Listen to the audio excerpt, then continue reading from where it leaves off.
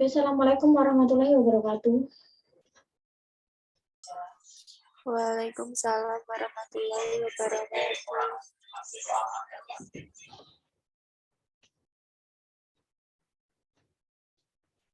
Okay, good evening everybody. Good evening, Miss. How are you today? I'm fine. Thank you. Okay. I'm fine. Thank you, Miss. And you? Oke, I'm fine tuh. Ini kayaknya baru lemes ya, atau mungkin antara lelah, lapar, atau gimana ya. Nah, jadi yang penting saya ucapkan thank you very much for joining this meeting today. Jadi saya ucapkan terima kasih ya pada kalian yang sudah join di kelas hari ini. Jangan lupa kalian bisa tulis absensi, nama dan name baik di Zoom ataupun di YouTube ya. Jadi kalian bisa join salah satunya, bisa join di Zoom atau di YouTube. Jangan lupa untuk absen ya. Nah, oke, kita akan lanjutkan untuk materi kali ini ya. Jadi karena kondisi cuaca yang seperti ini, jadi untuk hari ini kita masih online. Nah ya, jadi kita nunggu situasi. Ketika misal katakanlah kalau memang cuacanya juga tidak memungkinkan, kemungkinan juga bisa di minggu depan kita online ya. Tapi kalau harapan saya juga sebenarnya memang kalau kita online ya, setidaknya ketika ada teman-teman yang nggak bisa join kuliah, katakanlah bisa menyaksikan atau katakanlah bisa mutar ulang ya untuk videonya ya. Jadi intinya yang nggak bisa masuk setidaknya tidak ketinggalan materi. Nah, terkadang kalau hanya saya share materi saja, padahal juga kalau yang namanya grammar itu memang harus dijelaskan ya. Apalagi kalau kita sudah TOEFL seperti ini. Nah, otomatis banyak bab, banyak pembahasan yang memang harus kita diskusikan bareng. Nah, jadi tidak hanya sekedar share materi. Nah, jadi karena di structure and written expression itu kan ada 60 bab materi. Nah, kita nggak bisa selesaikan di 60 bab ya, tetapi selama pertemuan ini kita akan maksimalkan ya, kita sampainya berapa ya, katakanlah kalau misal kita bisa sampai di belasan, oke ya, tetapi selebihnya insya Allah untuk materi ya, untuk materi ataupun rangkuman materi insya Allah tetap akan saya bagikan ya. Nah, nanti UAS kita seperti apa? Nah, UAS kita nanti masih ada listening ya, listening, reading dan structure. Nah, tetapi ya modelnya kayak kita kemarin saat UTS ya. Jadi untuk waktu saya akan persilahkan. Jadi selonggarnya kalian bisa mengerjakan kapan. Yang penting di hari itu ya. Kalau bisa memang di hari itu ya. Jadi misal katakanlah kalian jadwalnya malam, kemungkinan mungkin bisa pagi atau siang saya sudah share ya. Jadi intinya nanti tetap harus dikerjakan semua. Nah, baik nanti di listening, reading ataupun di structure and written expression. Nah, untuk penugasan itu saya belum tahu ya apakah nanti diberi tugas apa tidak ya. Cuman antara tugas dan UAS itu kemungkinan juga mengerjakan soal ya, tetapi mungkin yang membedakan hasil UAS-nya itu yang akan jadi poin utama. Nah, terus nanti hasilnya seperti apa? Nah, insya Allah juga hasilnya nanti akan saya berikan apa adanya ya. Tapi barangkali kalau memang menghendaki sertifikat ya untuk keperluan katakanlah untuk keperluan pekerjaan atau mungkin untuk keperluan mendaftar ujian, katakanlah ujian sidang atau ujian TA, nanti insya Allah saya akan buatkan ya secara kolektif. Nah, jadi bisa by request ya untuk sertifikat. Nah, seperti itu. Nah, kita akan lanjutkan. Setelah kemarin kita membahas tentang 3 bab ya. 3 bab kalau di dalam structure and written expression itu kan yang dibahas adalah grammar. Ya, jadi seputar tata bahasa. Nah, terus kemarin kita sudah discuss tentang skill 1, skill 2 dan skill 3. Nah, kalau kemarin itu di skill 1 adalah kita harus fokus pada subjek dan verb, bahwa minim kalimat ya, kalimat itu minimal harus ada subjek dan verb, itu minimal ya.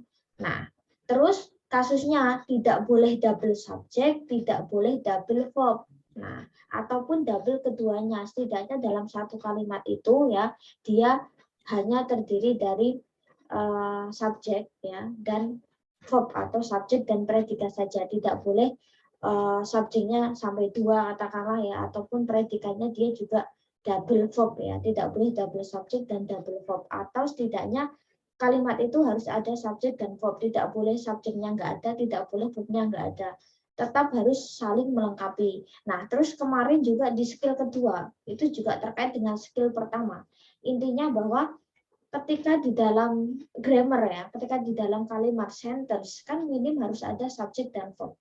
Dia harus jejer nih, subjek dan verb itu harus jejeran ya, harus setidaknya memang bersampingan ya antara subjek dan verb. Nah, tetapi ada beberapa pengecoh nih di skill 2 kemarin. Apa misal, oh ternyata kita harus hati-hati dengan yang namanya object of preposition ya, atau sesuatu yang melekat di preposisi ya, preposisi dan sesuatu yang melekat padanya.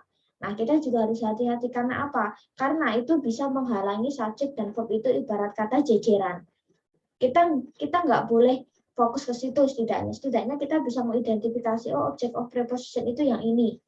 Katakanlah kita bisa eliminasi dulu. Nah, kita fokus ke subjek dan verb-nya misal.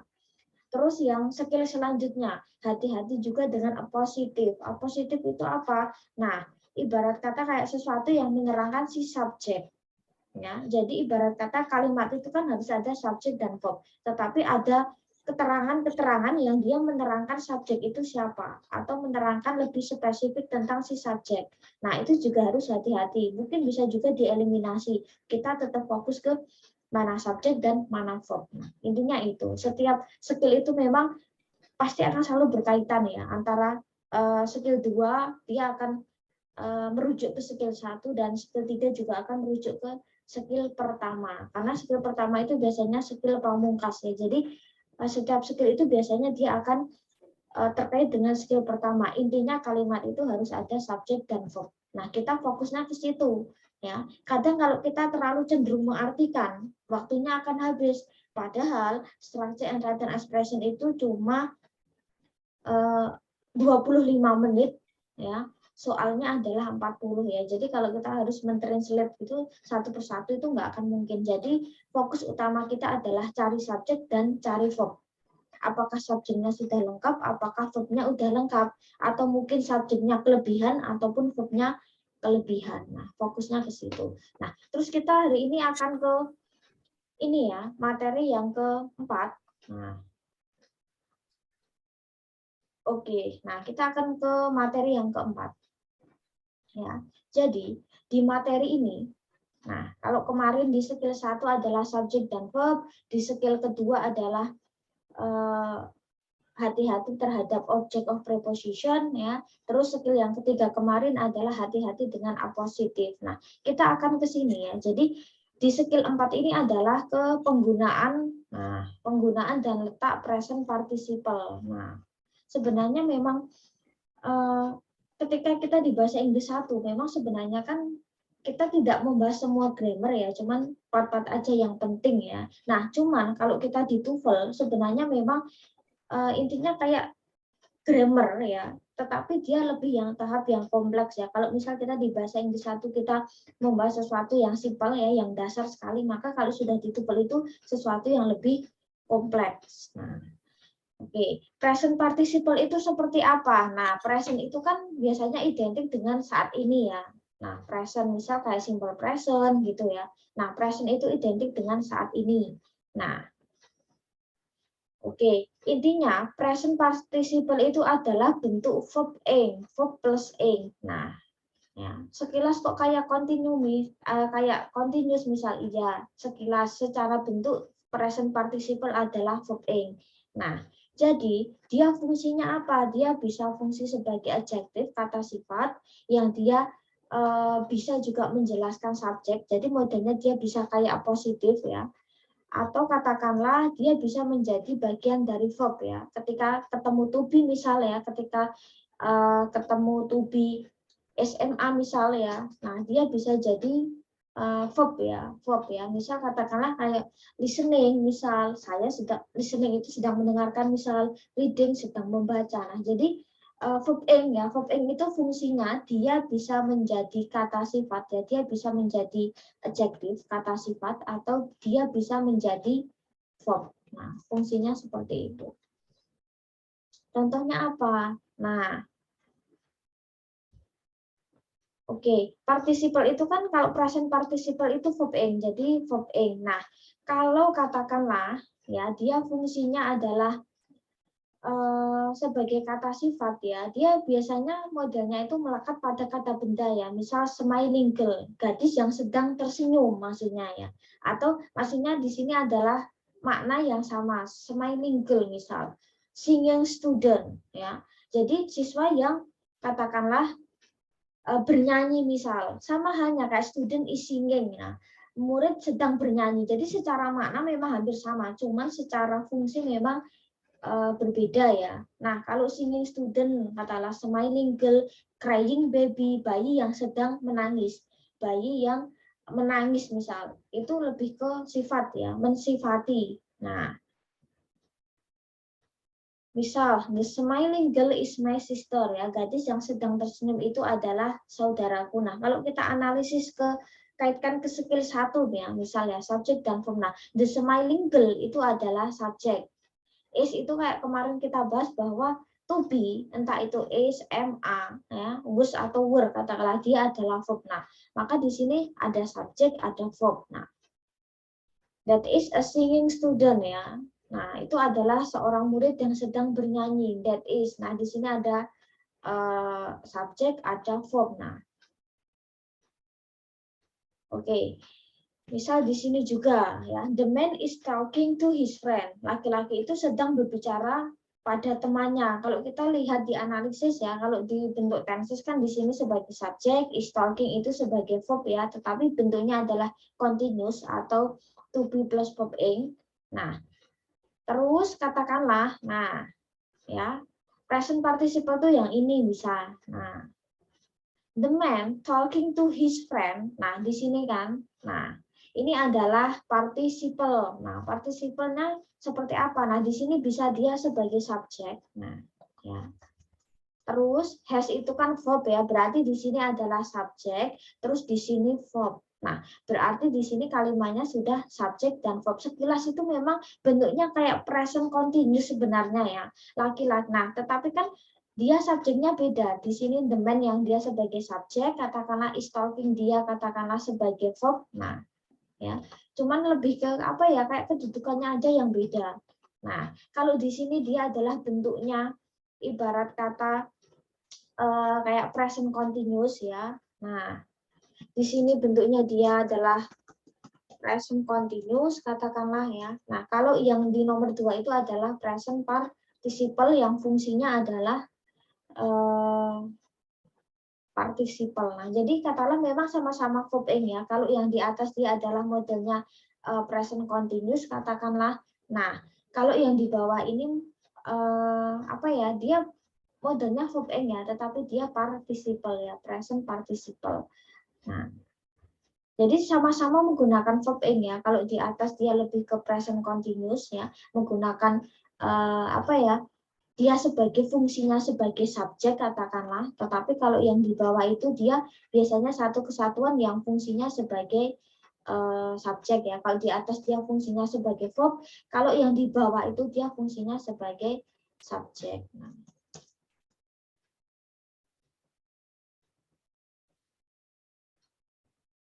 Oke, saya akan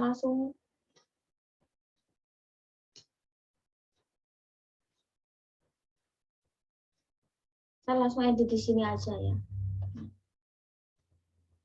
Nah, jadi verb ing-nya dia bentuknya adalah present continuous ya.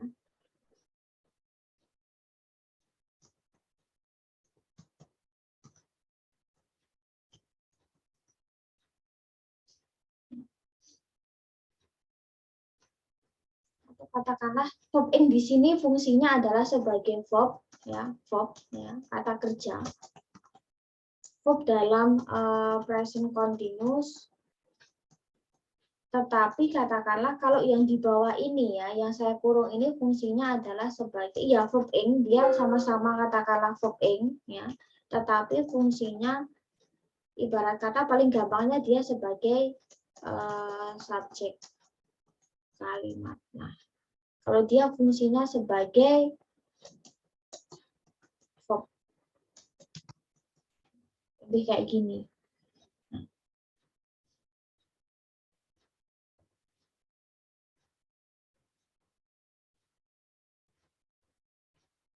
Nah, sama halnya kayak yang di sini. Nah, the boy is standing in the corner. Laki-laki itu sedang berdiri di sudut. Nah, di sini fungsinya pun juga sama, ya. Verb in di sini fungsinya adalah sebagai verb, katakanlah. Nah, tetapi kalau fungsi di bawah ini dia bisa sebagai adjektif dalam artian yang dia menjelaskan the boy-nya, atau mungkin dia kedudukannya juga bisa sebagai katakanlah subjek, ya. Nah, jadi the boy itu dia kalau kita kurung, nah misal ya dia adalah sebagai subjek, terus was itu kan verb ya. Nah, oke, jadi dia fungsinya kalau sepanjang ini katakanlah dia sebagai subjek, terus di sini verb. Nah, jadi present participle itu yang di sini ya, yang di sini.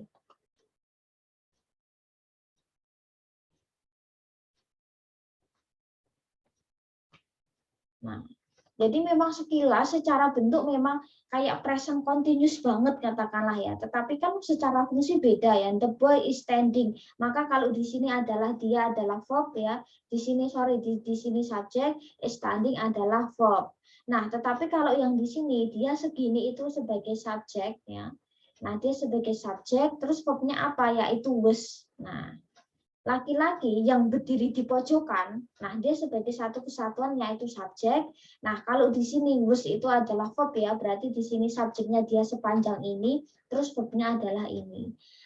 Terus kalau yang atas itu dia subjeknya cuma the boy, verbnya adalah is standing. Nah, sebenarnya fungsinya cuma seperti itu ya. Jadi sepanjang ini dia adalah present participle. Memang kita harus hati-hati karena kalau kita nggak ngeh, dikiranya ini adalah ini subjek, ini verb. Terus di sini ada verb lagi. Padahal kalau di dalam bahasa Inggris itu dia nggak boleh double verb kan. Maka dari itu ya subjeknya itu seperti ini ya. Jadi dia lebih apa ya? Ada verb in-nya, tetapi verb in di sini adalah fungsinya bisa sebagai adjektif atau ibarat kata kalau kita satukan seperti ini dia fungsi kedudukannya sebagai subjek. Mungkin kita bisa coret-coret di sini.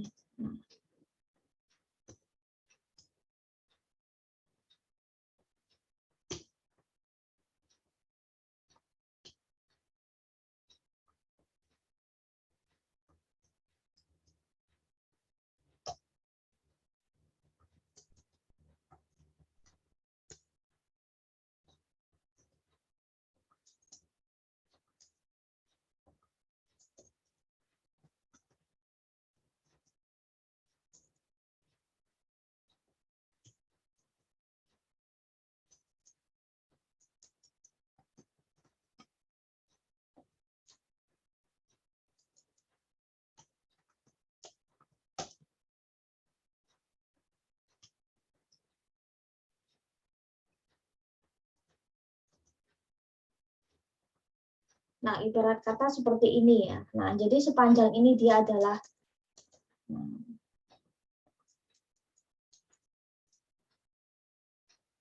Oke, jadi seperti itu. Jadi secara penggunaan memang sama-sama verb ing ya, cuman ya kita jangan sampai terkecoh katakanlah. Nah, inilah yang disebut present participle. Nah,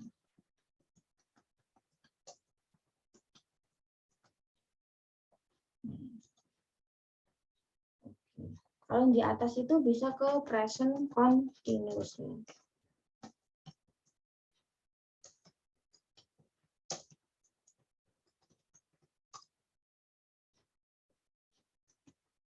Oke, sekilas memang mirip, sama-sama menggunakan verb ing. Nah, cuman ya apa ya verb ing yang digunakan itu berbeda ya. Jadi kalau sebenarnya kalau kita ke bentuk present continuous dia subjeknya satu langsung verb ya.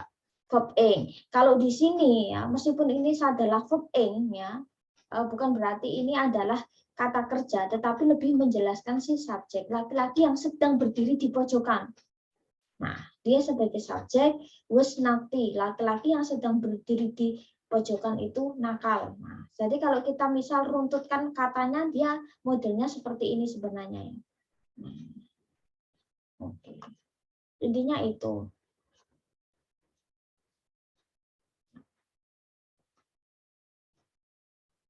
Jadi fungsinya apa misal? Nah, jadi kalau modelnya verb ing ya, verb ing itu dia fungsinya kayak bagian dari verb ya. Kayak tadi saya bilang he was studying English, dia sedang belajar bahasa Inggris. Nah, ini adalah part of verb yaitu sebagai ke present continuous. Jadi dia fungsinya adalah sebagai katakanlah kata kerja. The parents were protesting over school sanction. Orang tua itu sedang protes ya terhadap sanksi sekolah.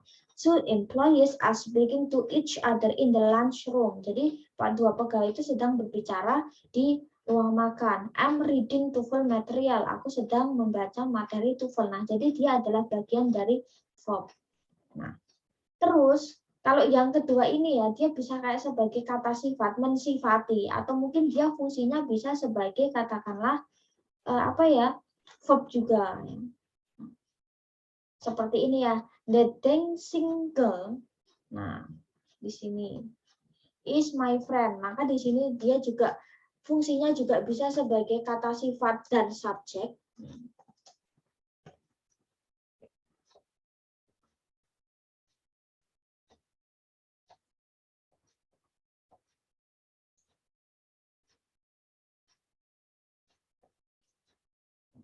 Jadi di sini ada subjek, terus di sini ada verb.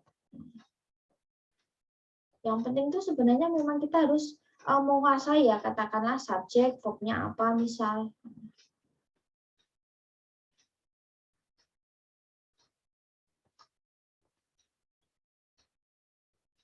Nah, sama halnya misal, aku tidak tahu siapa yang sedang bernyanyi. Nah, di sini pun juga dia ada meskipun verb ing ya, tetapi dia kayak memberikan sifat ya, gadis yang sedang bernyanyi misalnya. Jadi dia memberikan sifat juga. Selain dia bisa sebagai verb, tapi juga dia memberikan sifat. She is an interesting girl. Meskipun sama-sama ing ya, tidak berarti bahwa dalam artian sedang dilakukan ya, atau fungsinya sebagai verb, tetapi lebih kayak mensifati si benda.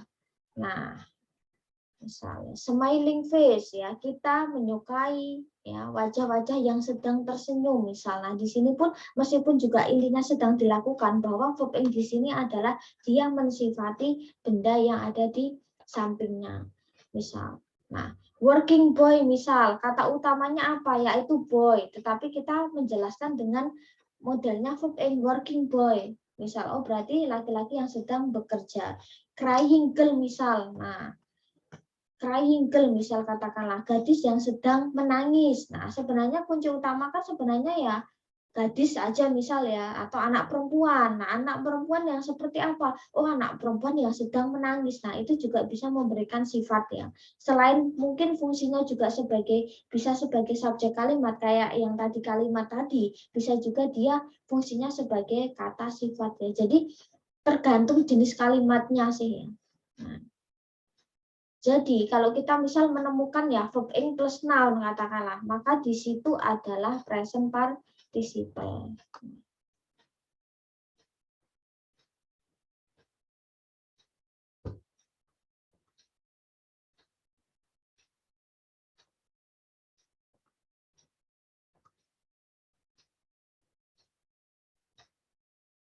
Nah, kita lihat misal ada soal seperti ini. The child playing in the yard is my son. Anak kecil sedang bermain di halaman adalah anakku, anak laki-lakiku. Nah, kita analisis di sini katakanlah. Nah, di sini ada kata the child. Di sini ada kata playing, verb ing. Nah, verb ing itu mungkin dia kan present participle ya. Nah, tetapi apakah dia fungsinya sebagai bentuk continuous? Apakah dia fungsinya apakah dia tadi saya bilang, apakah dia fungsinya sebagai verb, apakah dia fungsinya sebagai adjektif ya, mensifati. Nah, kita lihat di sini. Oke, kita lihat di sini ada subjek, hati-hati verb ing ya. Kita mungkin abaikan dulu. Terus kita baca, oh ternyata ada kata is. Nah, oke. Nah, kita lihat misal jawabannya apa ya. Nah, katakanlah now, misal. now playing, anak yang sedang bermain adalah anakku. Misal di sini kan setidaknya ya, kalau kita lihat kembali ke skill 1 bahwa kalimat itu dia tidak boleh double subject atau double verb. Dia tidak boleh double subject atau double verb. Nah, kita analisis satu-satu. Misal now, anak kecil itu sedang bermain, anak kecil yang saat ini ya sedang bermain di halaman adalah anakku misalnya. Oke, yang A mungkin oke masih kalau diartikan masih aman. Yang B is playing. Nah, kalau di sini kita kasih is ya. Padahal di sini sudah ada is. Di sini kan double verb nggak bisa. Maka ini salah. Karena kasusnya double verb nggak boleh. Misalnya, the child he playing. Nah, di sini sudah ada subjek the child, di sini kata he. Berarti di sini kan double subjek nggak boleh misal. Misal kata was misal. Nah, di sini pun sama. Di sini sudah sebagai verb, di sini ada was lagi. Nah, berarti ini adalah double verb. Maka yang benar adalah yang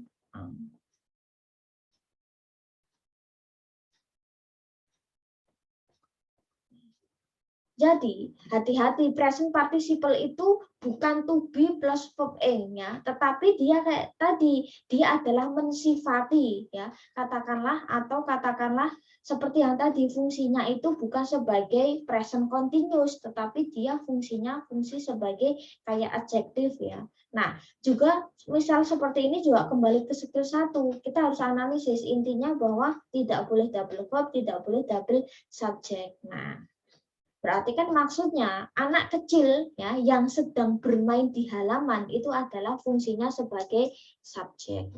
Katakanlah kalau kita tulis di sini ya.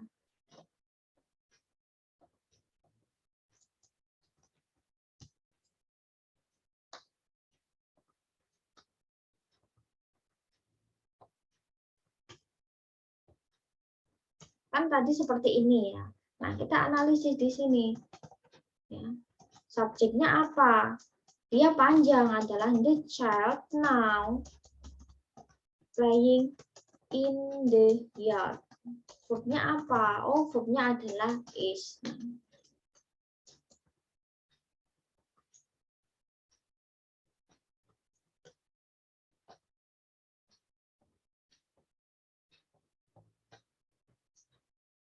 Oke, jadi seperti itu. Jadi dia meskipun di sini ada verb ing hati-hati. Jadi sebenarnya sudah ketika kita nanti udah 1, 2, 3, 4, 5 semua adalah pengecoh. Bagaimana kayak fungsinya itu kan kayak kata kerja ya, verb ing, tetapi bahwa dia fungsinya bukan kata kerja. Nah, berarti kita harus analisis hati-hati nih kalau kayak gini. Nah, ya. Intinya kita harus perhatikan subjek itu kan luas ya. Subjek itu sesuatu yang sangat luas. Kayak kemarin, kayak yang skill-skill kemarin banyak yang mengecoh. Mengecoh itu gimana? Kayak ada yang model positif yang menerangkan subjek misal. Misal katakanlah Maria, seorang gadis cantik di kelas ya. Misal mengerjakan PR. Nah, bahwa di situ kan Maria seorang gadis di kelas. Nah, itu kan ada sesuatu yang menerangkan Maria. Sebenarnya kuncinya kan Maria mengerjakan tes di kelas. Tetapi ada yang menjelaskan Maria itu siapa? Maria, seorang gadis cantik di kelas. Nah, itu kan kayak nambah-nambah keterangan ya. Jadi subjek dan verb itu nggak bisa langsung ketemu gitu loh. Tapi masih ada hal-hal yang mengecoh. Sama halnya kayak di skill yang sebelumnya katakanlah. Skill sebelumnya pun juga sama. Subjek dan verb harusnya ketemu, tetapi gara-gara ada object of preposition ya. Misal harusnya saya pergi ke Jakarta misal. Tapi ada yang mengecoh saya di hari Minggu besok pergi ke Jakarta. Nah, jadi ada sesuatu yang ibarat kata kayak nambah-nambah keterangan ya. Jadi subjek dan verb itu nggak bisa langsung ketemu. Nah, sebenarnya fungsinya pun juga sama. Jadi banyak sekali yang mengecoh subjek dan verb itu nggak bisa jejeran. Intinya itu sih. Kalau mungkin kalian perhatikan dari skill 1, 2, 3 ke sini, itu akan saling bersambung ya. Semua akan kembali ke verb ke skill 1.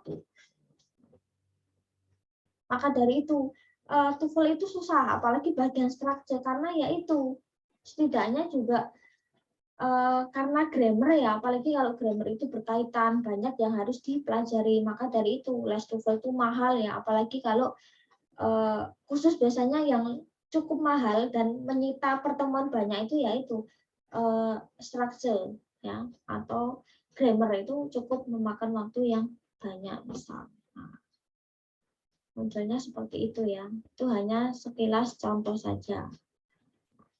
Terus kita akan ke skill nomor 5 ya. Kalau tadi intinya adalah verbing ya, maka di skill 5 ini ya, skill 5 ini adalah hampir sama. Kalau tadi adalah membahas katakanlah apa ya? Verbing ya. Verbing itu fungsinya kayak continuous ya, tetapi padahal dia fungsinya bukan continuous di situ ya. Nah, kita akan ke skill 5. Oke. Jadi di skill 5 ini kalau tadi present participle, maka kalau di skill 5 adalah past participle. Kalau tadi present participle ya, kalau sekarang past participle. Nah, oke. Present participle itu kan menggunakan verb ing ya. Kalau past participle itu menggunakan verb 3. Menggunakan verb 3. Intinya itu misalnya. Mungkin kita akan sekilas. Oke. Nah, verb 3 itu biasanya digunakan apa ya? Mungkin kurang familiar buat mahasiswa. Verb 3 itu digunakan buat apa? Padahal pas di bahasa Inggris 2, verb 3 itu digunakan untuk bisa membentuk kalimat pasif ya, atau membentuk kalimat yang di misal. Nah, jadi seperti itu. Nah, kalau kita membahas yang namanya verb 3, pasti kita juga hafalannya kan verb 1, 2, 3. Nah, ya. Nah,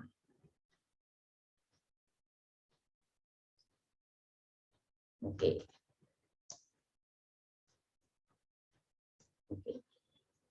Terus ya, berarti kasus di sini dia bisa bentuknya reguler ya, atau mungkin dia bisa bentuknya irregular. Nah, ya, kalau yang reguler itu ya, kita sekilas saja ya, reguler itu biasanya untuk membentuk entah itu verb 2 atau verb 3 ya. Kalau misal kalian masih ingat ya, verb 2, verb 3 itu kan biasanya untuk kata kerja yang bentuk kedua ataupun ketiga misalnya bentuk antara verb 1, 2, 3, dia adalah biasanya endingnya adalah akhiran D atau ED.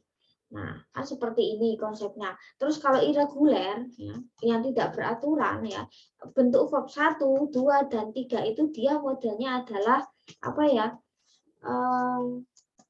saya bilang katakanlah acak ya. Acak dalam artian itu memang sesuatu yang, apa ya, tidak beraturan. Nah, ya.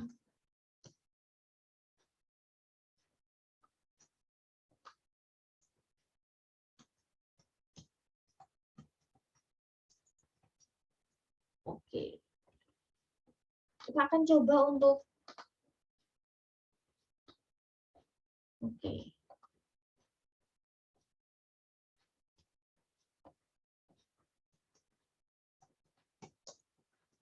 Misal. Ya.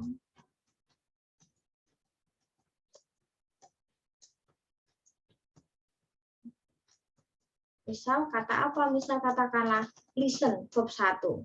Verb 2 apa? Berarti pakai D misalnya. Nah, terus misal apalagi yang dia bentuk reguler, misal watch, misal melihat. Verb 2-nya apa? Nah, misal kayak gitu ya. Terus apalagi misal, nah ini memang kuncinya cukup hafalan ya. Misal open, misal verb 2-nya apa? Nah, verb 3-nya apa? Nah, jadi yang nanti digunakan di past participle yang bentuk ketiga ini yang. Terus misal apalagi?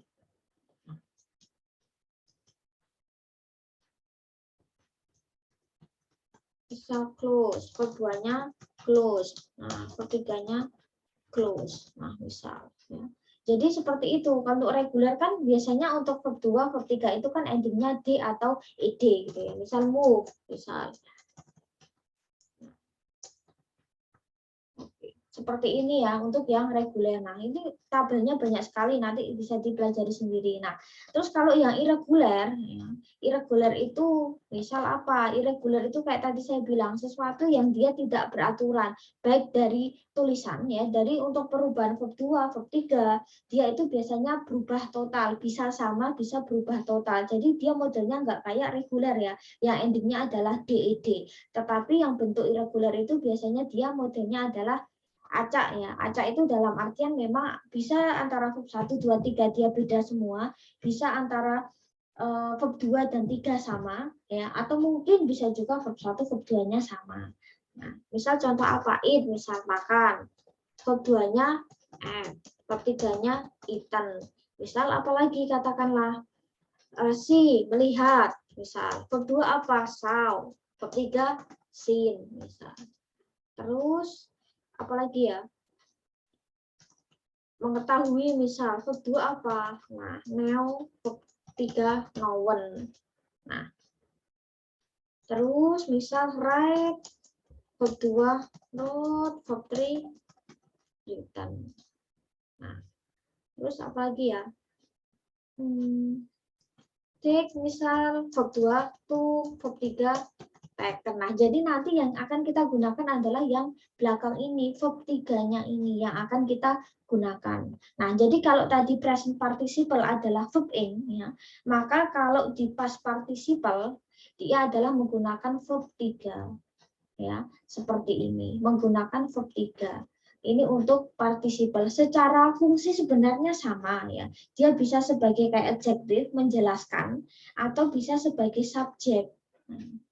Sebenarnya pun juga sama. Nah, kalau kita lihat di sini ya, the family has purchased a television. Keluarga itu telah membeli sebuah televisi. Kita pakai ini aja yang familiar ya. Nah, the family has bought a television. Keluarga itu telah membeli sebuah televisi. The poem was written by Paul. Misal, puisi itu telah ditulis oleh Paul. Nah, jadi ketika kalian menemukan to be, ya, kalian menemukan to be atau katakanlah ini, maka ketika dia diikuti verb 3, dia bisa disebut past participle ya. Kalau tadi present participle kan to be, SMA plus verb in ya. Kalau di sini modelnya adalah past participle, nah maka seperti ini ya. Ini saya merah. Nanti diikuti verb 3. Itulah past participle.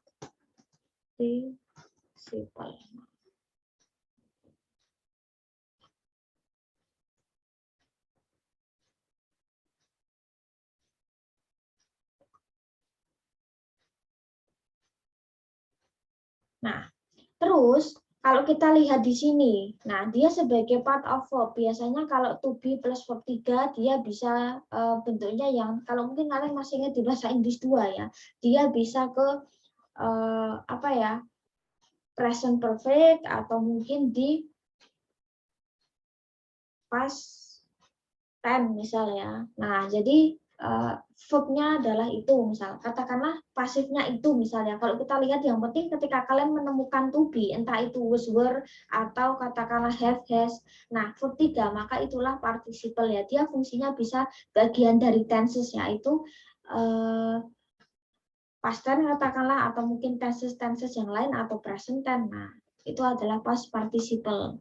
Nah, misal we have visited, kita telah mengunjungi misal.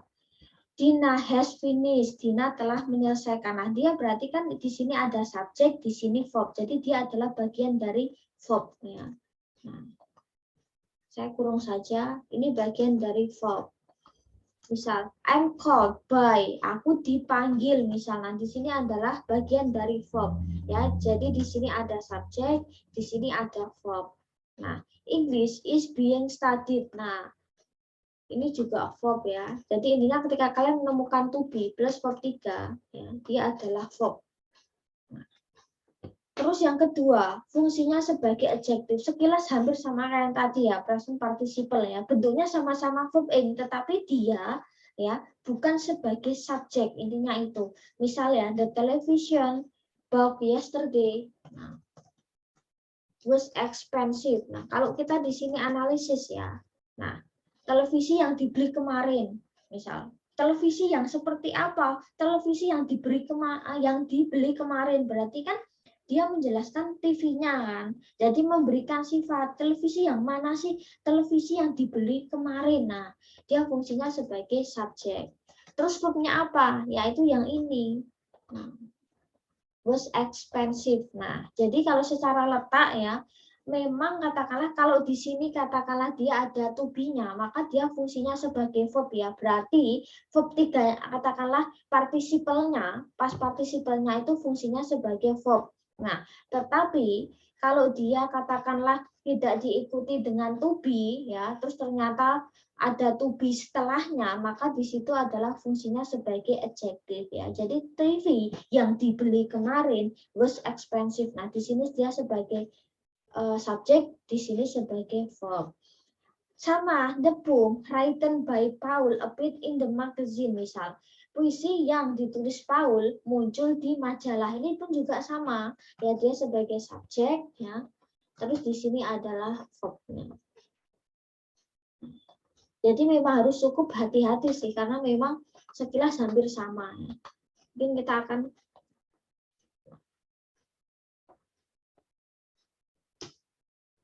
analisis. Oke, yang ini fungsinya dia katakanlah sebagai subjek. Ya. Mungkin saya tulis gini aja ya. Nah, terus yang di sini dia adalah verb. Nah, oke.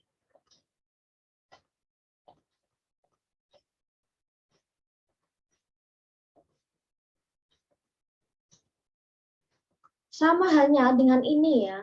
Nah, di sini pun juga sama ya. Puisi yang ditulis oleh Paul, dia jadi satu kesatuan subjek, terus appear, muncul. Nah, di sini adalah verb. Nah, jadi sebenarnya itulah. Jadi kalau inilah yang disebut present participle ya, yang saya kurung di sini adalah past participle, sorry, karena menggunakan verb 3. Cuman kasusnya kan sebenarnya sama kayak tadi ya. Kalau tadi verb ing ya, katakanlah ya, kalau sekarang adalah past participle. Jadi fungsinya itu sebenarnya hampir sama ya. Nah, kalau misal katakanlah kita kaitkan di past participle, sebenarnya kan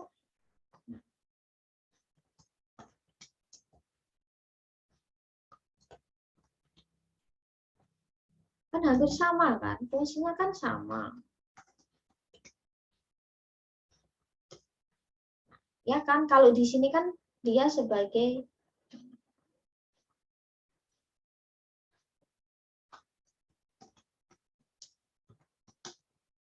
oke.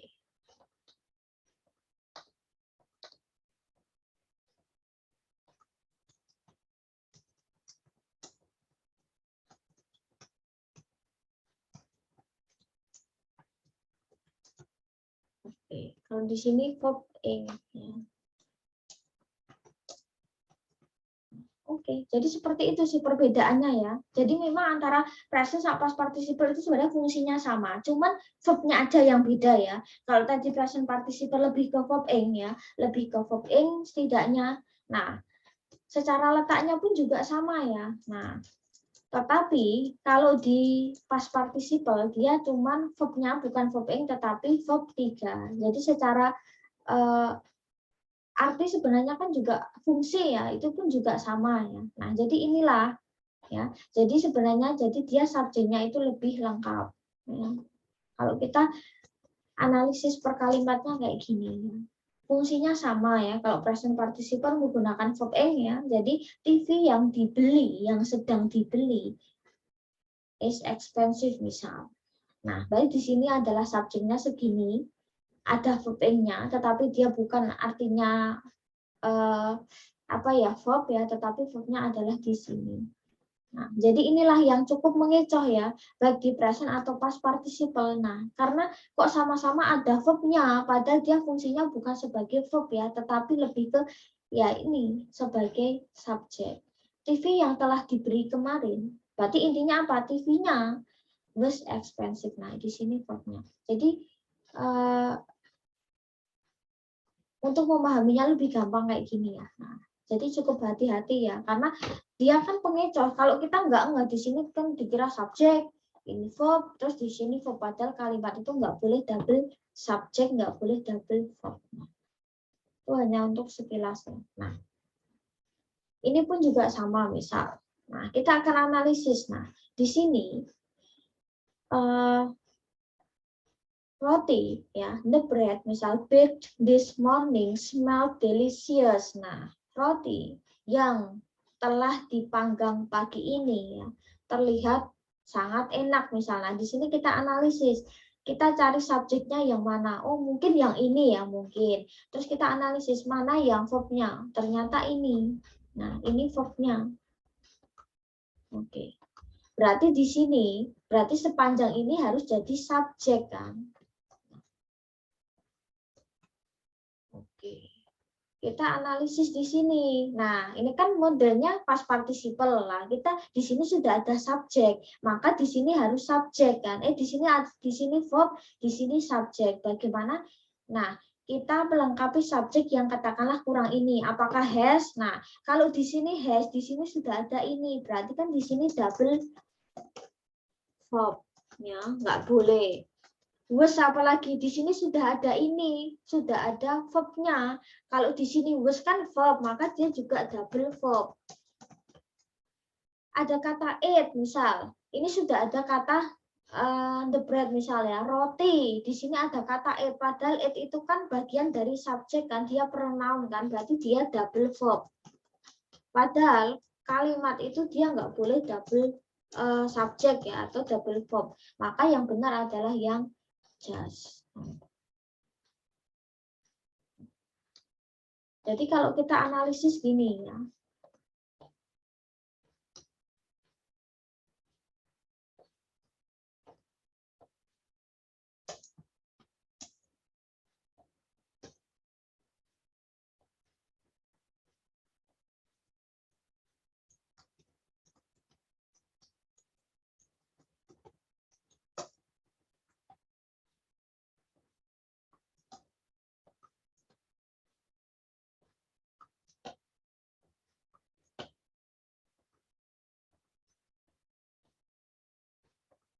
Oke, jadi seperti ini ya, subjeknya dia roti yang baru dipanggang atau baru dibakar pagi ini smell delicious ya, jadi kayaknya tercium sangat enak ya, sangat nikmat. Nah, jadi seperti itu. Jadi memang sekilas cukup mengecoh. Kalau kita nggak ngeh ya, dikiranya pasti jawabannya adalah yang A atau B misal ya, padahal ya itu dia sudah ada verb, maka gimana caranya? Kita cari yang intinya bukan verb, bukan subjek, intinya itu, maka itulah pasti jawaban. Ya, jadi kunci di dalam mengerjakan entah itu present participle atau past participle, pasti jawabannya dia bukan subjek dan bukan verb. Nah, oke, itu kuncinya ya. Jadi kuncinya mengerjakan itu adalah ya opsi atau mungkin jawaban. Kalau misal kalian menemukan soal yang sejenis, berarti ya intinya bahwa jawabannya dia intinya bukan subjek, bukan verb ya. Maka jawabannya pasti selain subjek dan selain verb. Kayak tadi saya bilang, karena kalau kita jawabannya adalah subjek katakanlah, maka padahal kalimat itu nggak boleh double subjek. Kalau kita nanti pilihnya antara pilihnya verb ya, jawabannya itu verb katakanlah. Nah, maka pada kalimat itu tidak boleh double verb. Nah, otomatis jawaban yang paling benar adalah yang nggak bisa jadi subjek, yang nggak bisa jadi verb ya. Intinya itu. Itu untuk past participle. Nah, ini pun juga sama, katakanlah. Nah, di sini ada the pack. Nah, paket misalnya dikirim lewat post office akan sampai hari ini. Kita analisis dulu. Nah, di sini ada will arrive, di sini kan verb ya, sorry. Nah, di sini sudah ada verb katakanlah. Nah, di sini sudah ada verb, terus berarti di sini otomatis akan jadi subjek. Kira-kira mana yang jawabannya? Nah, kayak tadi saya bilang, carilah jawaban yang dia bukan subjek, bukan verb. Have, di sini kan verb. Padahal di sini sudah ada will arrive ya, ada modal verb 1, maka di sini double verb, padahal nggak boleh. Where misal ini juga sama kasusnya, dia double verb ya, nggak boleh. Nah, them apalagi, them itu kan sebagai pronoun ya. Nah, ini nggak bisa, jadi nah berarti yang benar adalah yang just. Jadi yang biasanya kayak dia jawabannya ibarat kata kayak nyeleneh sendiri, malah itu kadang bisa jadi jawaban. Nah, ya. Oke, jadi seperti itu. Oke, kalau kita analisis ya. Nah,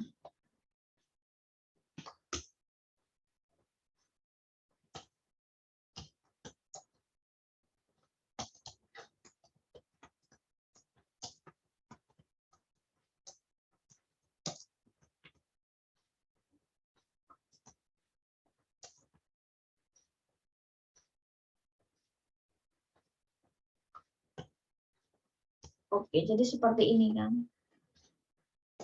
Oke. Nah, jadi itulah past participle. Konsepnya sama kayak tadi present participle ya. Cuman yang diganti kalau present participle itu verb ing ya, maka kalau misal katakanlah kita menggunakan present participle ini pasti jadinya mailing. Cuman itu aja sih ya. Kalau past participle maka nanti jadinya verb 3 ya. Gitu aja sih. Jadi present participle itu verb ing. Kalau di past participle adalah verb 3. Itulah yang paling dasar.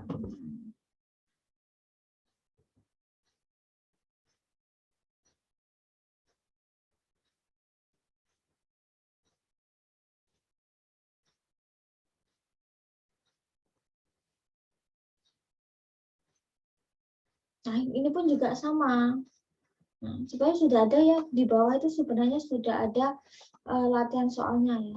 Nah, jadi intinya adalah itu ya. Jadi memang sekilas kalau kita mengidentifikasi itu kayak verb ya. Padahal iya dia memang verb, tetapi dia lebih kayak menjelaskan atau lebih ke melekat pada yang diikuti ya. Misal katakanlah ya. Kayak yang tadi contoh-contoh yang tadi. Jadi intinya harus hati-hati. Jadi intinya di dalam kalimat itu kita harus analisis. Misal subjeknya kira-kira apa, verbnya apa. Intinya di dalam opsi entah itu present atau past participle tidak boleh double subject, tidak boleh double verb. Nah intinya itu tidak harus kita selalu tahu arti ya, bahwa TOEFL itu tidak meminta kita untuk mengartikan sebenarnya, tetapi untuk mengidentifikasi ya, tidak boleh double subject, tidak boleh double verb. Nah seperti itu. Tetapi intinya subjek dan verb itu harus jejeran. Cuman banyak sekali yang pengecoh ya. Pengecoh itu antara subjek dan verb itu harus ketemu. Itulah secara umum ya untuk present dan past participle. Sama-sama dia adalah pengecoh ya. Tetapi di sini dia lebih melekat ke subjeknya ya. Nah, bentuknya memang kayak verb tetapi dia melekat ke subjek yang diikuti. Nah, jadi subjeknya bisa sepanjang itu, sedangkan verbnya hanya sepele kan.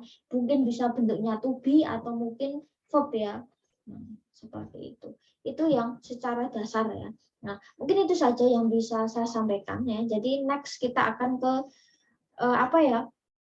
skill 6, 7, 8 ya. Kita akan ke 3 skill selanjutnya. Jadi yang ini kita 2 skill dulu. Intinya harus dipahami ya. Nah, insya Allah kalau misal kalian memahami, insya Allah nanti untuk mengerjakan soal akan lebih gampang.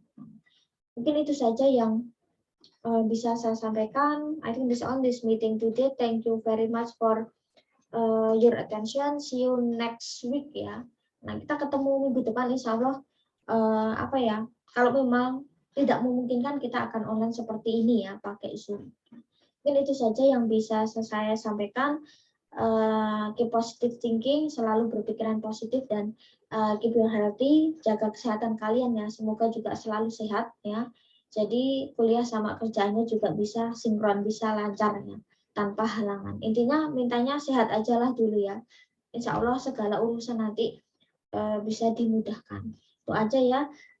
Oke, thank you very much. Wassalamualaikum warahmatullahi wabarakatuh. Have take a rest ya. Silahkan dan selamat beristirahat. Silahkan bisa leave meeting. Waalaikumsalam warahmatullahi wabarakatuh. Waalaikumsalam warahmatullahi wabarakatuh. Waalaikumsalam warahmatullahi wabarakatuh.